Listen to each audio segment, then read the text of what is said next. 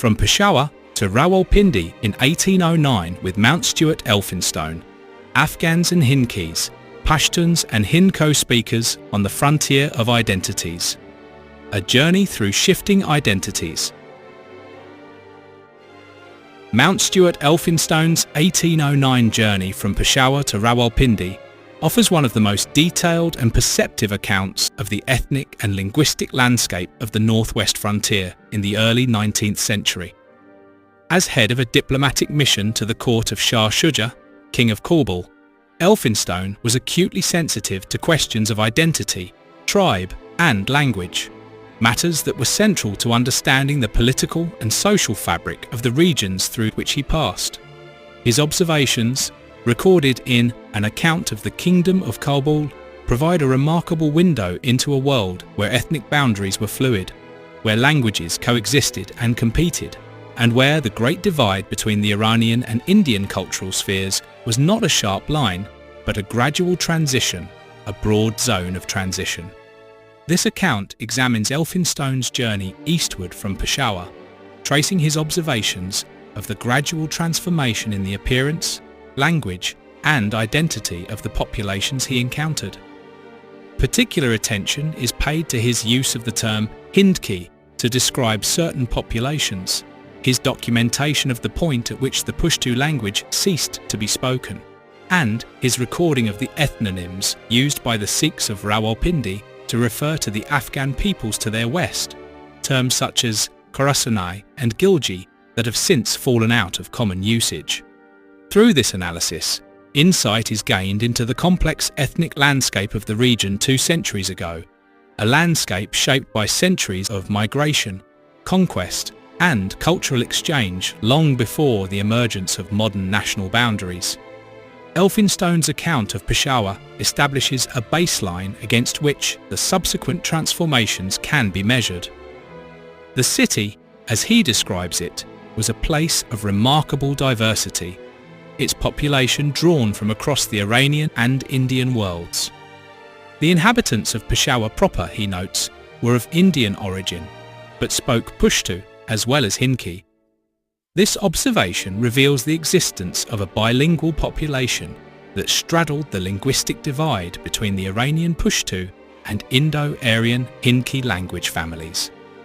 The term Hindkee requires careful attention, referring to the Indo-Aryan language spoken in parts of what is now Khyber Pakhtunkhwa, particularly in the cities of Peshawar, Kohat and Abbottabad, as well as in the valleys to the north. Hindko-speaking populations have historically been concentrated in urban centres and agricultural areas, while Pashto-speaking populations have dominated the surrounding countryside and mountains. The coexistence of these two linguistic communities in Peshawar reflects a pattern of ethnic stratification common to many frontier cities. Different groups occupied different economic niches and maintained distinct identities while sharing a common urban space. Elphinstone's description of the Peshawar street scene captures this diversity vividly. Among the crowds he observed were people of the town in white turbans, some in large white or dark blue frocks, and others in sheepskin cloaks. Persians and Afghans appeared in brown woolen tunics or flowing mantles, with caps of black sheepskin or coloured silk. Khyberis were marked by their straw sandals and the wild dress and air of their mountains. Hindus united the peculiar features and manners of their own nation to the long beard and the dress of the country. Hazares were remarkable for their conical caps of skin, with the wool appearing like a fringe round the edge, for their broad faces and little eyes, and for their want of the beard, which was the ornament of every other face in the city. This passage reveals a society in which ethnicity was marked by a combination of dress, appearance, and occupation. The Hindus had adopted the long beard, and the dress of the country yet remained distinguishable by their peculiar features and manners. The Hazares were marked by their distinctive caps and their lack of beards, a feature that set them apart in a society where the beard was the ornament of every other face. Each group maintained its distinct identity while participating in the shared life of the city. Peshawar in 1809 was a city in which Afghan political and cultural dominance was clearly established. The King of Kabul, Shah Shujah, was in residence during much of Elphinstone's stay, and the city was the staging ground for military expeditions against rebels in Kashmir and elsewhere. The Afghan nobility, the Durrani lords who formed the core of the king's support, moved through the streets with their armed retainers, their presence a constant reminder of the power structures that underpinned the city's life. Yet even in this context of Afghan dominance, the diversity of the population was evident.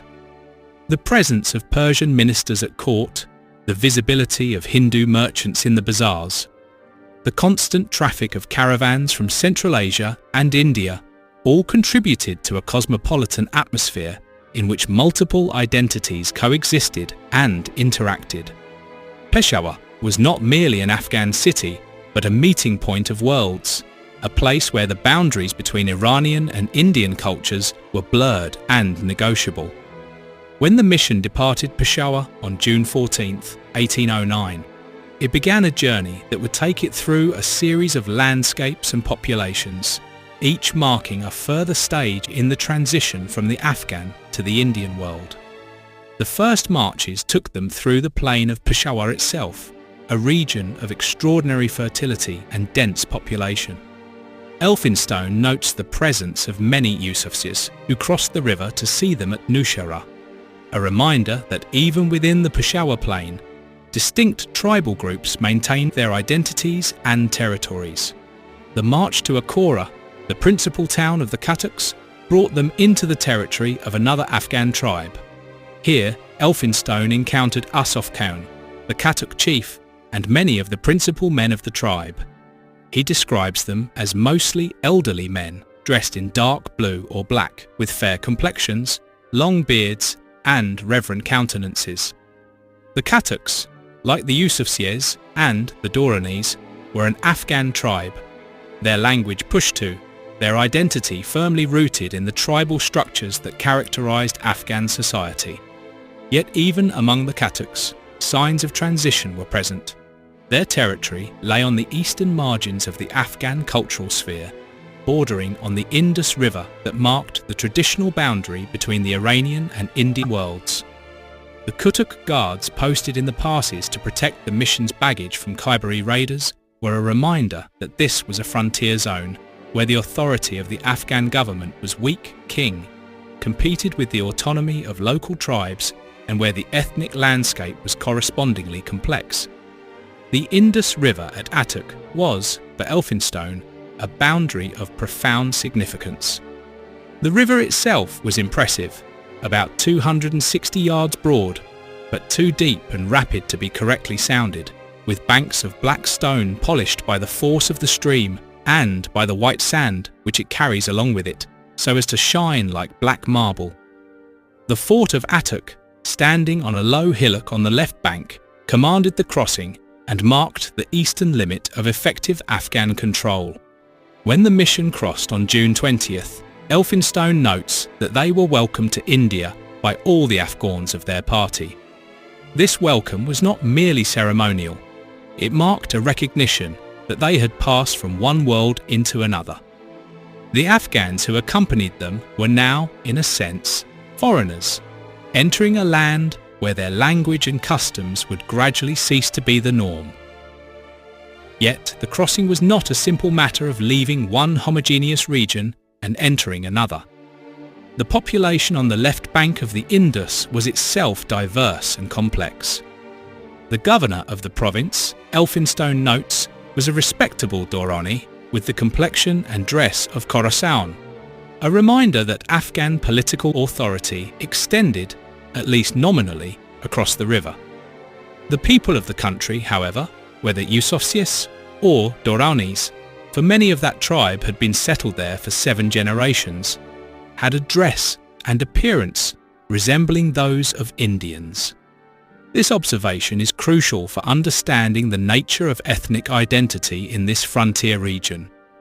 The Afghans who had settled east of the Indus had maintained their tribal identity.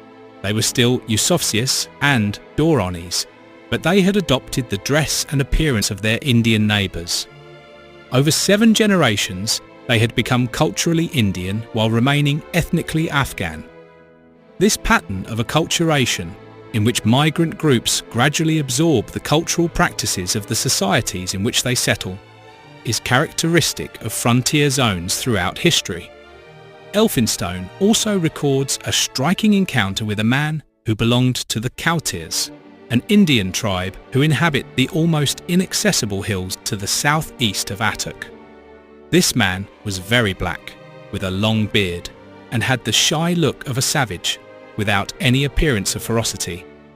He had dirty clothes, with a small turban strangely put on, and clutched his beard as he sat, like the picture of Judas Iscariot in Lavater. The Khautirs, an indigenous Indian tribe inhabiting the hills, represented yet another layer in the ethnic stratification of the region, a population that predated both Afghan and Punjabi settlement, maintaining its distinct identity in the refugees of the high country. From Attock, the mission made 3 marches to Hassan Abdul. The first of these took them across the plain of Chukch, which Elphinstone describes as entirely covered with wheat and nearly flat, except from a hillock here and there, on which was always a village. This was agricultural country, densely settled and intensively cultivated, a landscape that would have been familiar to any traveller from the Indian plains. The population of this plain, however, was not yet fully Indian in character. Elphinstone notes that a willow was still now and then observed, a reminder of the Persian and Central Asian influence that had shaped the gardens and landscapes of the Afghan regions. The people too bore traces of that influence, though they were already beginning to resemble the populations of Hindustan. It was in the country beyond the plain of Chukch that Elphinstone made his most striking observation about language and identity. The people partook of the change, he writes. Not a villager in 100 could speak Persian, and the Afghans had lost the use of the Pashto language. This passage deserves careful analysis. Elphinstone distinguishes here between 2 linguistic groups: the general population of villagers who had never spoken Persian, the language of court and culture in the Afghan domains, and the Afghans settled in the region who had lost the use of the Pashto language. The former observation tells us that Persian was, in this region, a language of limited currency, confined perhaps to towns and to interactions with officials and merchants. The latter observation is more significant. It reveals that Afghan settlers east of a certain line had abandoned their ancestral language in favour of the local Indo-Aryan speech. The point at which Pashto ceased to be spoken is not precisely located in Elphinstone's narrative, but it appears to lie somewhere between Attock and Hassan Abdul, a distance of perhaps 60 or 70 miles from Peshawar. This is remarkably close to the Afghan heartland, suggesting that the linguistic boundary between Pashto and the Indo-Aryan languages of the Punjab was, in the early 19th century, considerably further west than it is today. The subsequent expansion of Pashto-speaking populations into what is now northern Khyber Pakhtunkhwa is a process that has continued over the past 2 centuries, reshaping the linguistic map of the region. Elphinstone's characterization of the people in this transition zone is striking. They struck him as the rudest and most ignorant people he had yet seen. This judgment reflects Elphinstone's own cultural assumptions and his preference for the more sophisticated populations of the Afghan cities. Yet it also suggests that the inhabitants of this region were perceived as marginal, neither fully Afghan nor fully Indian, lacking the refinement of either culture. This perception of marginality is common in frontier zones, where populations often develop distinctive cultures that draw on multiple traditions while being fully part of none. The people of this region, living between the Afghan highlands and the Indian plains, had developed ways of life that were adapted to their particular circumstances, agricultural rather than pastoral, settled rather than nomadic, speaking local dialects that drew on both linguistic traditions while being reducible to neither. Elphinstone's description of the horsemen who accompanied him from Attock provides further insight into the character of this frontier population. These men, led by Habib Khan, the chief of Buran, and Hussein Abdal, were all dressed in the Indian way, with white turbans, white coats of quilted cotton, Indian hilts to their swords, Indian furniture on their horses, and no boots. But they all wore either cuirasses of leather or shirts of mail, and carried long spears. Their long beards and wild air distinguished them at once from Hindustanis, and their appearance was altogether peculiar. Here we see the combination of elements that characterize the frontier population: Indian dress and equipment, but with the addition of leather cuirasses or mail shirts, armour that was more characteristic of the Afghan and Persian military traditions. Their long beards and wild air marked them as men of the frontier, distinct from the smoother, more refined populations of the Indian plains. They were, in Elphinstone's phrase, altogether peculiar, a people unto themselves, shaped by the meeting of two worlds. Hassan Abdal, when the mission reached it, presented a striking contrast to the country through which they had been travelling. The valley was famous in all ages for its beauty, and had been a favoured resting place of the great Mughals on their annual migrations to Kashmir. The influence of the rains of Hindustan, which now began to reach them, had cooled the air and given it a peculiar softness and pleasantness, disposing the travellers to a more perfect enjoyment of the place. The garden at Hassan Abdal, which Elphinstone describes as resembling and almost equalling that of Kohat, was a reminder of the Persian and Central Asian traditions that had shaped the landscape of the region. The tomb of Hussein Abdal, from which the place took its name, stood in a square enclosure with two very fine old cypresses of remarkable height, trees that were characteristic of Persian gardens and funerary monuments. Yet even here, signs of decay were present.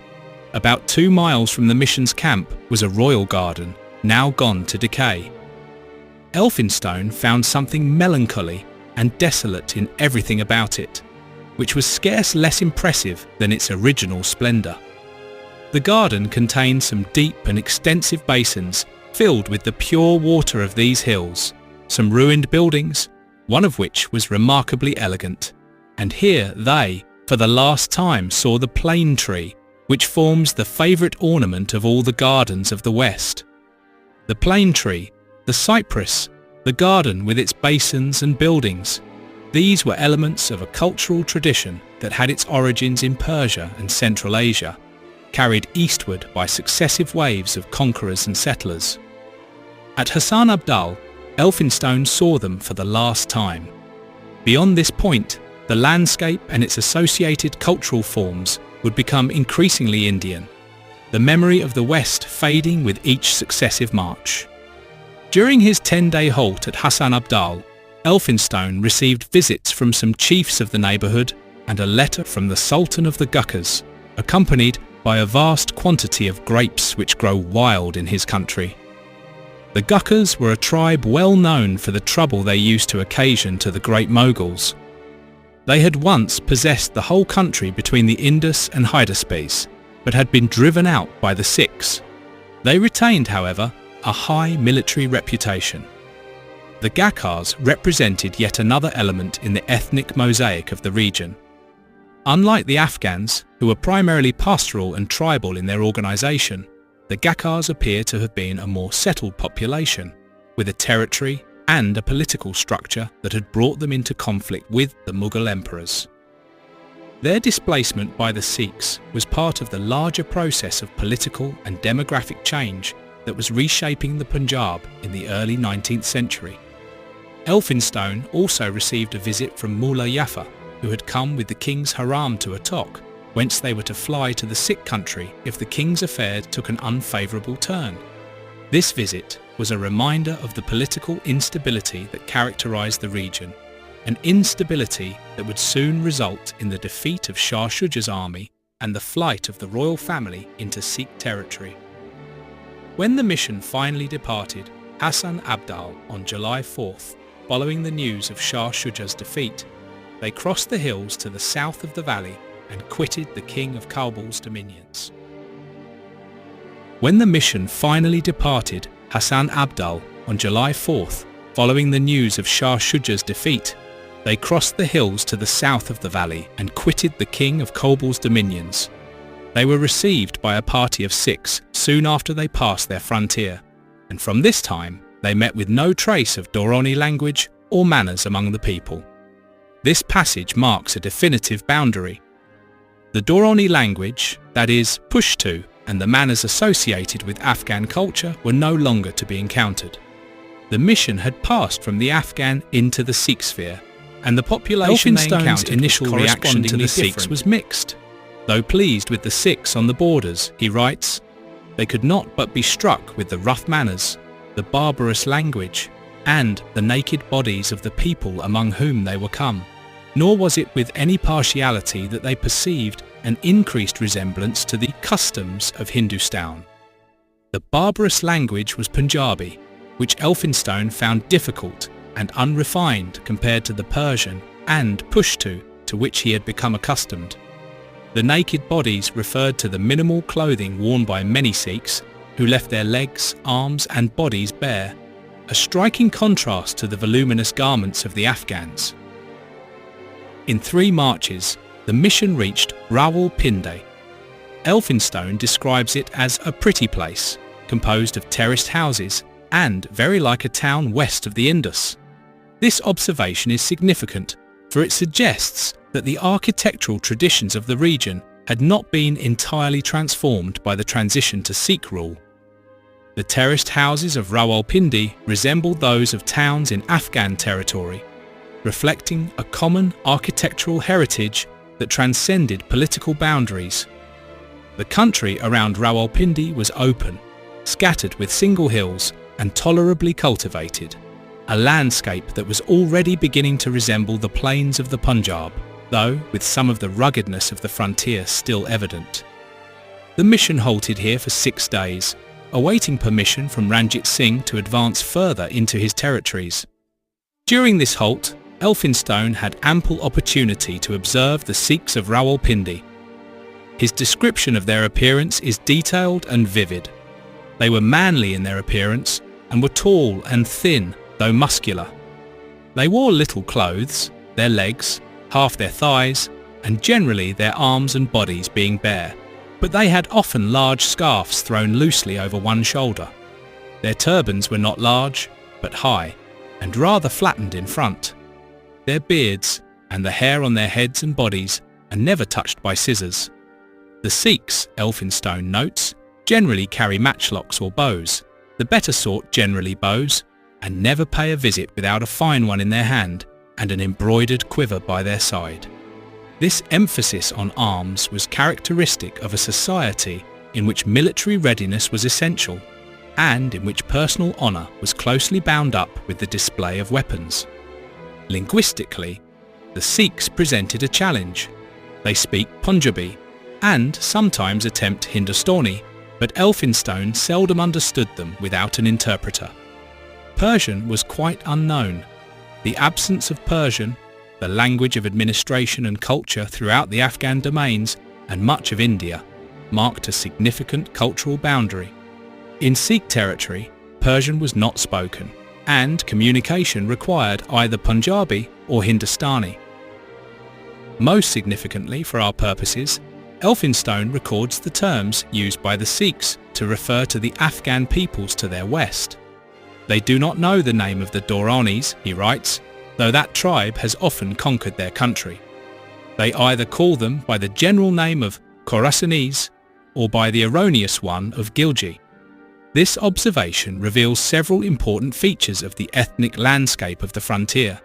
First, it demonstrates that the specific tribal identities so important to Afghans themselves, Durrani, Yusufzai, Kutuk and so on, were not recognised or used by their Sikh neighbours.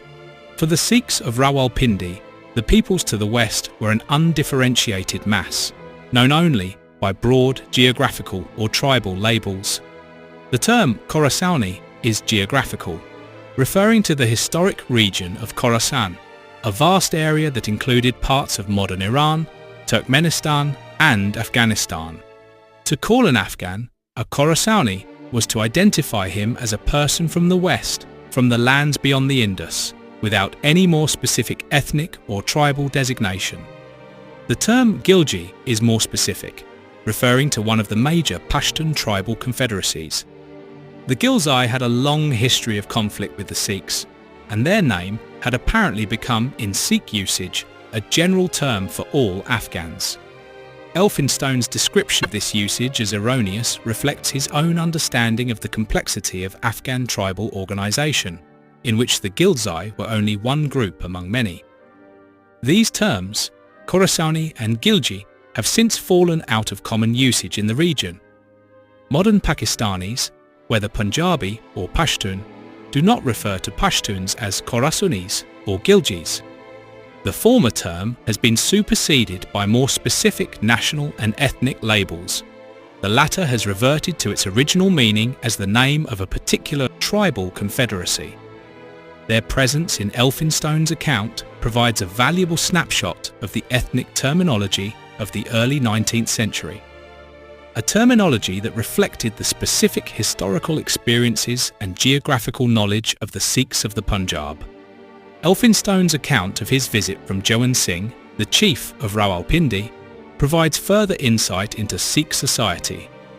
Jiwan Singh was a plain civil man, only distinguished from his followers by his decent appearance and manners. His numerous companions and attendants sat down promiscuously in a circle and seemed all on a footing of equality. A Sikh in Elphinstone's service who dined with the Sirdar found at least 250 guests, all the soldiers in his immediate employ, partaking of his fare every day. This description reveals the egalitarian ethos that characterized Sikh society, an ethos that stood in marked contrast to the hierarchical structures of Afghan tribal organization. Among the Sikhs, chief and followers ate together, sat together, and appeared to be on terms of equality. This egalitarianism was rooted in Sikh religious traditions and in the social structures of the Punjab, and it distinguished the Sikhs sharply from the more stratified societies to their west. When Elphinstone attempted to return Jiwan Singh's visit, he found that the chief and all his attendants were drunk. About 4 in the afternoon, however, Jiwan Singh was reported sober and received them in a little smoky hovel in a small garden. His people in confusion as before. Most of them continued to sit while he got up to receive us. This casualness about protocol, this lack of the formal ceremony that characterized Afghan audiences, was another marker of cultural difference. From Rawalpindi, the mission marched towards the Indus River. The country through which they passed was uncultivated and much intersected by deep and extensive ravines.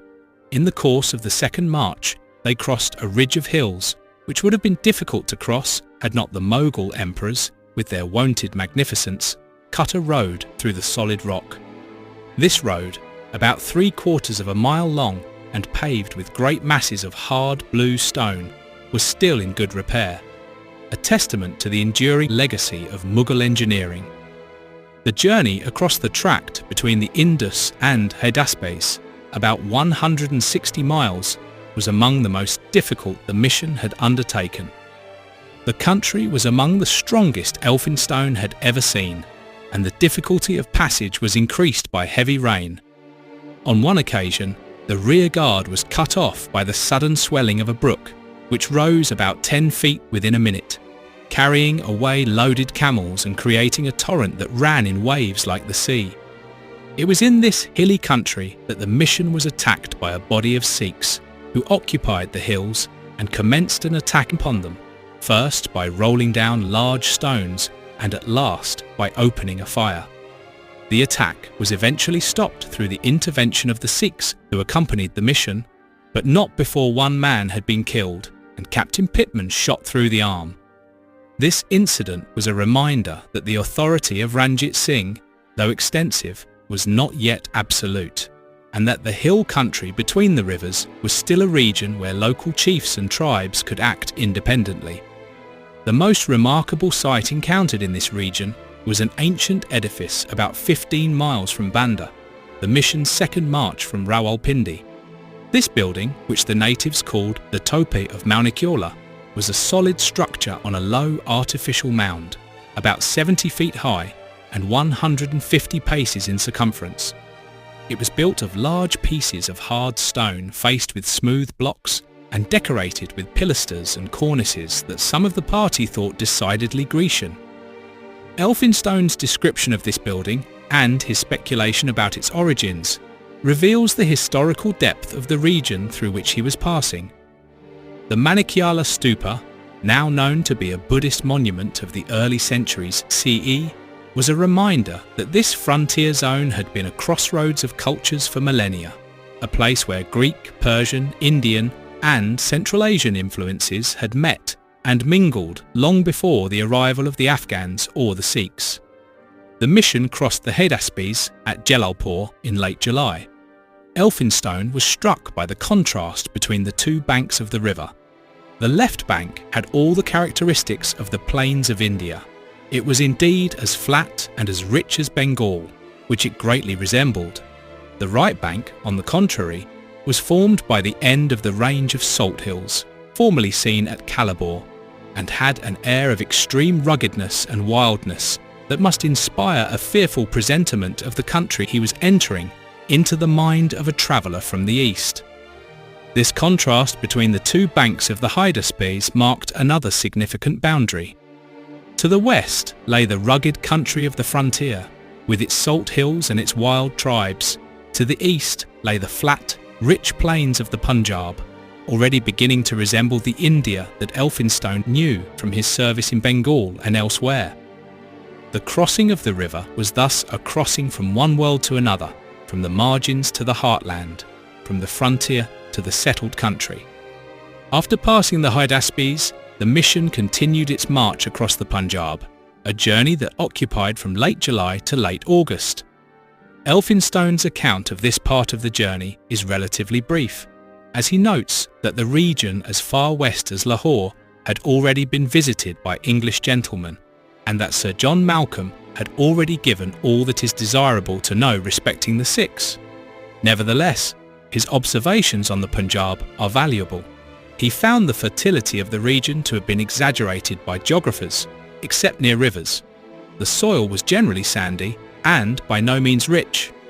Not a third of the country he saw was cultivated, though it contained many fine villages and some large towns.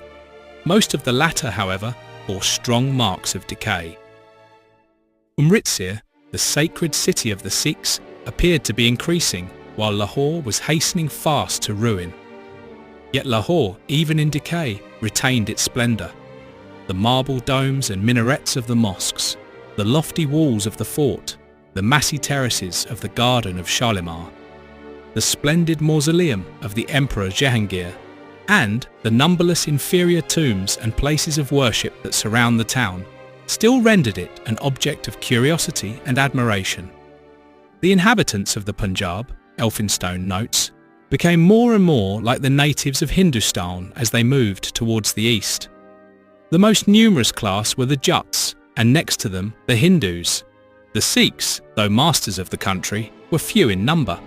They often made a whole march without seeing one, and they nowhere bore any proportion to the rest of the population. After crossing the Hydaspes, Elphinstone found the Sikhs unmannerly and sullen, probably from political causes, but they are naturally a merry people, careless, childish and easily amused, fond of hunting and given up to drinking and debauchery. This characterization, with its mixture of observation and prejudice, reflects the complexities of cross-cultural encounter in a region where political tensions were never far below the surface. Almost the whole of the Punjab, Elphinstone notes, belonged to Ranjit Singh, who in 1805 had been but one of many chiefs, but who, when the mission passed through his territories, had acquired the sovereignty of all the Sikhs in the Punjab and was assuming the title of king. Ranjit Singh's rise to power was a recent development, and his authority, though extensive, was still contested in the margin of his domains. On crossing the Sutlej, the mission reached the British cantonment of Ludhiana, from whence they proceeded straight to Delhi, a distance of 200 miles. The journey from Peshawar to the British frontier was complete. Elphinstone's journey from Peshawar to the Punjab offers a remarkable portrait of the ethnic and linguistic landscape of the northwest frontier in the early 19th century. His observations reveal a region of extraordinary complexity, where multiple identities coexisted and interacted, where languages faded and shifted, and where the boundaries between cultural spheres were zones of transition rather than sharp lines. Elphinstone's account documents the presence of a bilingual Hindko-speaking population in Peshawar and other urban centres, a population that straddled the linguistic divide between the Iranian and Indo-Aryan language families. This population, which he refers to as Hindkees, represented a distinctive ethnic and linguistic category that has persisted in the region to the present day. His observations reveal that the point at which Pashto ceased to be spoken lay remarkably close to the Afghan heartland, somewhere between Attock and Hassan Abdal, a distance of perhaps 60 or 70 miles from Peshawar. East of this line, even Afghan settlers had lost the use of the Pashto language, adopting the local Indo-Aryan speech while maintaining their tribal identities. His account documents the process of acculturation among Afghan populations settled east of the Indus. These populations, though maintaining their tribal affiliations as Yusufzais and Durranis, had adopted the dress and appearance of Indians over generations of settlement. This pattern of cultural change, in which ethnic identity persists while cultural practices shift, is characteristic of frontier zones throughout history. His recording of the ethnonyms used by the Sikhs of Rawalpindi, Khorasani and Gilji provides valuable insight into the ethnic terminology of the early 19th century. These terms, which have since fallen out of common usage, reflected the specific historical experiences and geographical knowledge of the Sikhs, for whom the complex tribal distinctions of the Afghans were less important than the broad geographical and political categories through which they understood their Western neighbours. His descriptions of the Sikhs themselves, their appearance, their language, their social customs, provide a counterpoint to his observations of Afghan society, revealing the distinctive character of a people who were, in the early 19th century, emerging as the dominant power in the Punjab. In all of these observations, Elphinstone's account is informed by a sensitivity to questions of ethnicity and identity that was unusual for his time. He understood that the peoples he encountered were not undifferentiated masses, but complex societies with their own histories, their own social structures, and their own ways of understanding themselves and others. His account remains, 2 centuries later, an invaluable source for understanding the ethnic landscape of the northwest frontier at a moment of profound transformation, a moment when the old order was passing and the new had not yet fully emerged.